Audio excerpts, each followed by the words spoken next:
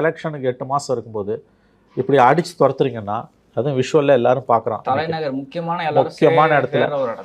அப்போ உங்களுக்கு மக்கள் பர்செப்ஷனை பற்றி, மக்கள் கருத்தை பற்றி கவலை இல்லை. எல்லாம் ஜெயிச்சலாம் ஓட்டு. அதே நாளன்னைக்கு தூய்மை பணியாளர்கள் போய் முதல்வருக்கு பாராட்டு. என்ன போலித்தானே இது நான் கேட்குறேன். நீங்கள் தானே முதல் நாள் பூரா அடிச்சுட்டு, ராத்திரி பூரா வச்சு அடிச்சுட்டு காலையில் சோறு போடுறீங்க. போராடுவங்களுக்கு துணையா நின்று அரசியல் கட்சிகள், வழக்கறிஞர் பல பேர் சேர்த்து போட்டு அடிச்சிருக்காங்க. இது எந்த விதத்தில் நியாயம்? இதெல்லாம் கோர்ட் ஆர்டரை நாங்கள் நிறைவேற்றிட்டோன்னு மார்த்தாட்டிக்கிறாங்க. இதே கோர்ட்டு தான் 350 ஊழியர்களை பர்மனெண்ட் பண்ண சொல்லி 2022 ஆர்டர் போட்டிருக்கு ஜஸ்டிஸ் சுப்பிரமணியம் பெஞ்ச். இன்ன வரைக்கும் நீ அதை இம்ப்ளிமெண்ட் பண்ணல. அப்போ உனக்கு வேணும்னும் போது 1 மணி நேரத்தில் இம்ப்ளிமெண்ட் பண்ணுவோம், உனக்கு வேணான்னா 4 வருஷம் ஆனாலும் இம்ப்ளிமெண்ட் பண்ண மாட்டேன். என்ன கவர்மெண்ட்டுக்கு இது?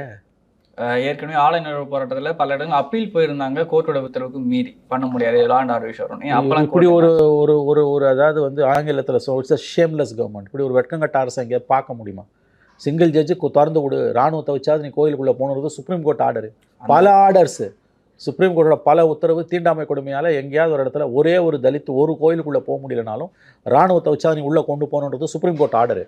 சிங்கிள் ஜட்ஜ் ஆர்டர் வந்து அப்பீலுக்கு போகிற. இன்னொரு பக்கம் போய் வைக்கம் போராட்டத்தில் பினராயி விஜயனோட கலந்துக்கிறீங்க. இதை விட ஒரு மோசடி இருக்குமாங்க? நான் கேட்குறேன். ஒரு பக்கம் பினராயி விஜயனும் இவரும் கலந்துக்கிட்டு வைக்கம் போராட்டத்தில் ஆஹா ஓஹோன்னு தங்களுக்கு தாங்களே மாலைகளை போட்டுக் கொள்கிறார்கள். இன்னொரு பக்கம் தமிழ்நாட்டில் மேல் பாதி உட்பட குறைஞ்சது ஒரு 6 கோயில் மினிமம் நான் சொல்கிறது தீண்டாமை கொடுமையால் பூட்டப்பட்டிருக்கு. இத்தனைக்கும் கோர்ட் ஆர்டர் திறந்து கொண்டு போகணும். அந்த தெரு வழியாக போகிறது இன்னும் பிரச்சனையாக இருக்குது. அப்புறம் எங்கெங்க திராவிட மாடல்? அப்போ வைக்கம் விழா எடுக்கிறது உங்களுக்கு என்ன தார்மீக தகுதி இருக்குது? இன்றைக்கி நடக்குது இல்லை, அன்னைக்கு தீண்டாமல் இருந்ததுன்னா புரிஞ்சுக்கலாங்க. ஆயிரக்கணக்கான ஆண்டுகளாக வந்த சமூக கொடுமை, அதை நம்ம போராடி இன்றைக்கி வீழ்த்தியிருக்கோம்.